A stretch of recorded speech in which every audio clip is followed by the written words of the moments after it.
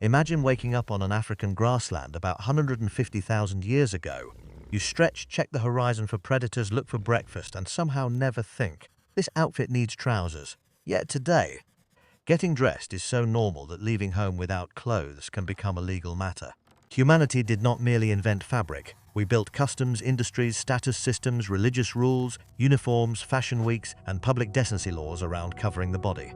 That raises a surprisingly difficult question. When did humans begin wearing clothes, and why were we the species that bothered? A lion already has a coat. A chimpanzee does not need socks. An elephant can cross a cold night without searching for a cardigan. Humans, however, are unusual among large mammals because most of our bodies are nearly hairless. We resemble primates that misplaced their natural insulation and then spent thousands of generations inventing replacements. Scientists still debate why our ancestors lost so much body hair. One leading explanation involves heat. As early humans became active hunters and travelers in open environments, thick fur may have made long-distance movement dangerous. Fur traps heat. Running under a powerful sun generates more heat. An overheated hunter does not catch dinner.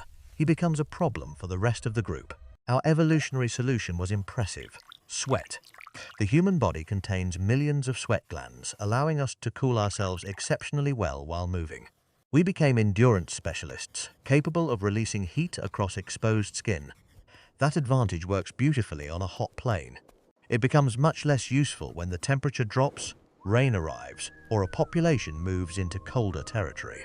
For years, the obvious story was that clothing appeared after humans left Africa and encountered freezing climates. Cold people found animal skins, wrapped themselves up, survived, and eventually improved the design. It sounds reasonable, but the dates create trouble. Evidence suggests habitual clothing may be much older than the major human migrations into colder regions. That means warmth probably became a major reason for clothing, but it may not have been the first reason. The strangest clue comes from an animal nobody wants invited into the story: lice. Humans host different lice adapted to different habitats. Head lice live among hair. Body lice usually live in garments, especially along seams and folds, returning to the skin to feed.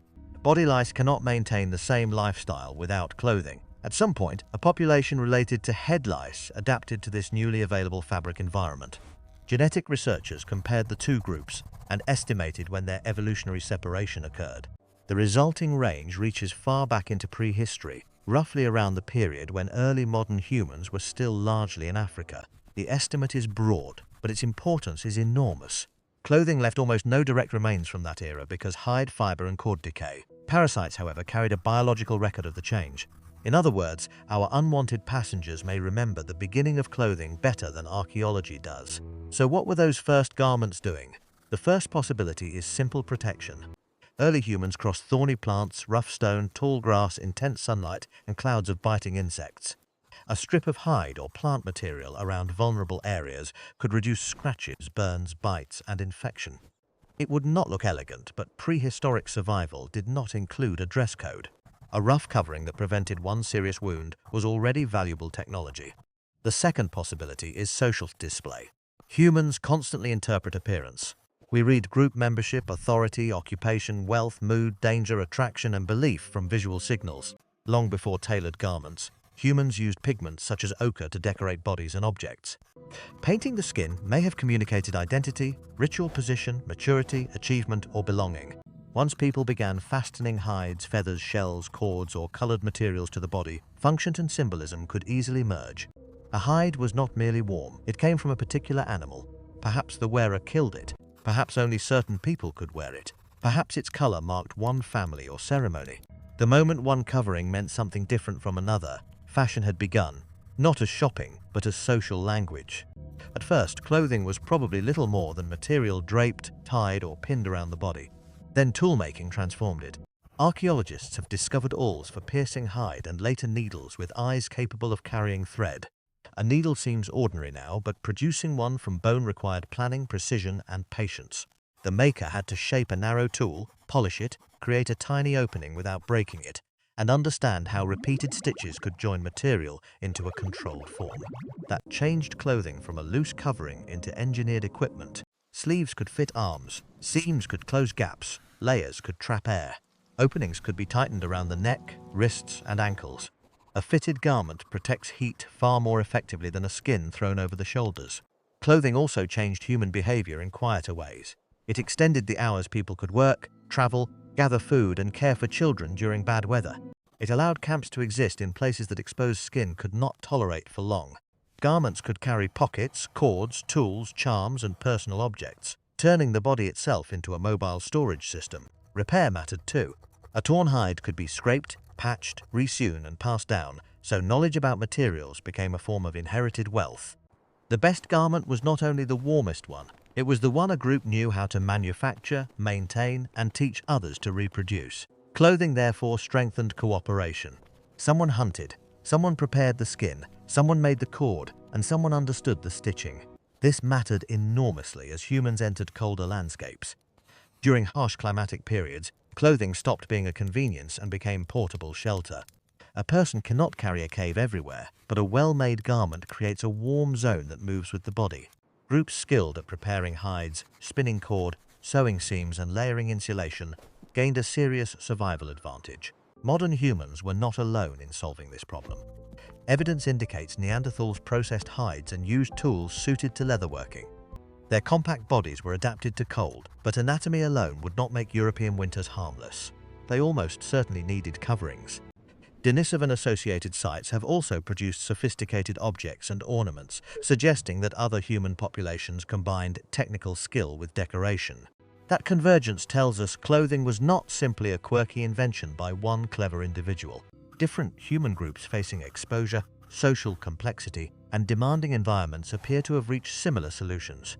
For an intelligent, cooperative, tool-using primate, clothing may have been nearly inevitable. The truly human part is what happened next.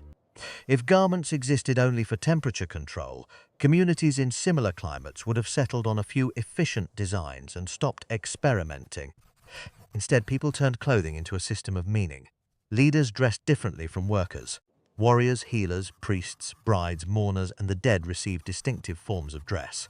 Certain colors, materials, and ornaments became restricted, sacred, celebratory, threatening, or prestigious. Even ancient fibers reveal this impulse. Early people did not merely twist plants into usable cord. They sometimes colored fibers. Dye requires extra work. It does not automatically improve warmth. Someone invested time because appearance mattered. Eventually, humans moved from hides toward woven materials. Plant fibers could be cleaned, twisted into thread, and interlaced into flexible cloth. Agricultural societies later cultivated flax, raised sheep for wool, and developed regional traditions involving cotton, silk, and other materials. Clothing became lighter, more specialized, easier to decorate, and more deeply connected to trade. Textiles helped build economies. They traveled between settlements and across empires. Producing them required farmers, herders, dyers, spinners, weavers, merchants, and craftspeople. A survival covering became a valuable commodity, then a marker of class, profession, nationality, and taste. So why did ancient humans start wearing clothes? There was probably no single moment and no single motive. Protection may have come first in one place. Decoration may have led elsewhere. Cold later turned clothing into essential equipment. Social competition transformed it into identity. Technology made it fitted, layered, woven, colored, traded, regulated, and endlessly redesigned. The most remarkable point is that this ancient behavior continues every morning. Whatever you wore today sends information, even when you insist you did not think about it. Your choices reflect comfort, weather, work culture, confidence, habit, budget, and the version of yourself you expect others to see. That connects you directly to people gathered around fires thousands of generations ago. They also chose what to place on their bodies. They also balanced protection with appearance.